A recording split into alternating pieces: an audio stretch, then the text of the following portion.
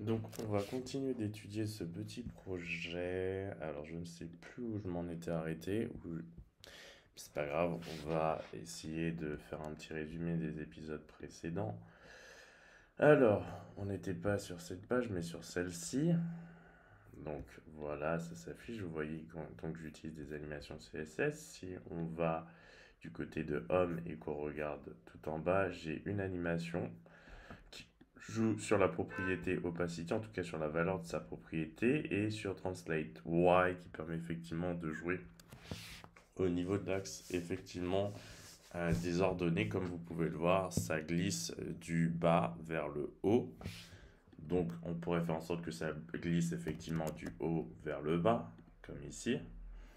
Mais je préfère effectivement qu'il y ait un effet où ça glisse effectivement du bas vers le haut et l'autre et un effet différent. Évidemment, si vous voulez voir où se situe cette animation-là, vous allez dans Main, puisqu'en fait c'est, ou dans Global plutôt, parce qu'en fait c'est le header, et le header, c'est un élément de la structure HTML global, c'est-à-dire que l'on retrouve dans toutes les pages, sur toutes les pages. Donc vous voyez que la navigation, donc je la gère ici avec aussi un effet translate y, enfin j'utilise la fonction translate y, mais cette fois-ci ce n'est pas 300 pixels, c'est moins 300 pour aboutir à la position finalement réelle de cette navigation.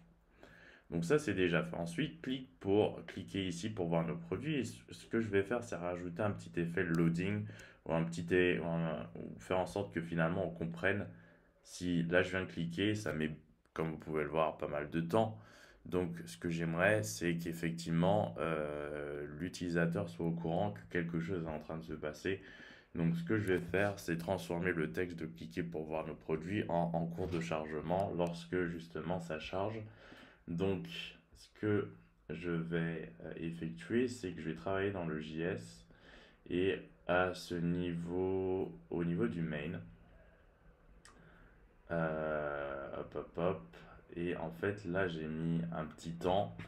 Show Product is on. Et en fait, c'est les 5 secondes que j'ai mises qui sont un peu gênantes. Et je vais effectivement essayer de changer le texte du bouton cliquer ici pour voir nos produits.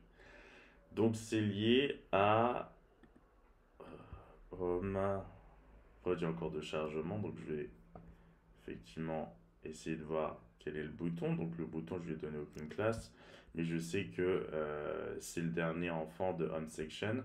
Mais là, pour des raisons de facilité, je vais lui donner un identifiant pour pouvoir ensuite utiliser cet identifiant Show Products Button pour transformer son inner HTML. Show Button onSection. Alors je vais mettre plutôt onSection section button. Vu qu'il n'y en a qu'un seul, de toute façon, c'est plié. Section button. Donc une fois que j'ai donné ça, je vais dans le main et je vais effectivement le mettre ici. Je vais mettre const show button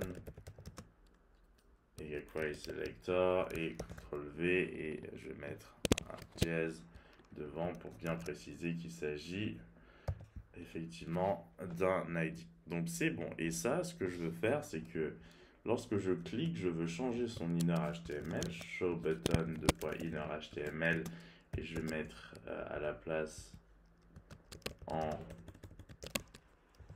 cours de chargement. Et ensuite, évidemment, hop, hop, hop, en cours de chargement. Donc, je vais mettre ça même comme ça, en cours de chargement. Et ensuite, 5 secondes après, effectivement, ça va nous permettre de voir les produits. 5 secondes, c'est quand même long, donc en cours de chargement, comme vous pouvez le voir, s'affiche maintenant, donc c'est plutôt cool.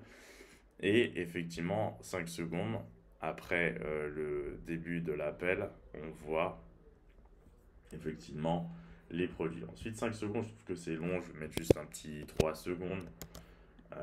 Ça va être beaucoup plus cool en cours de chargement. Et effectivement, maintenant, on voit les produits, donc c'est beaucoup plus parlant pour l'utilisateur.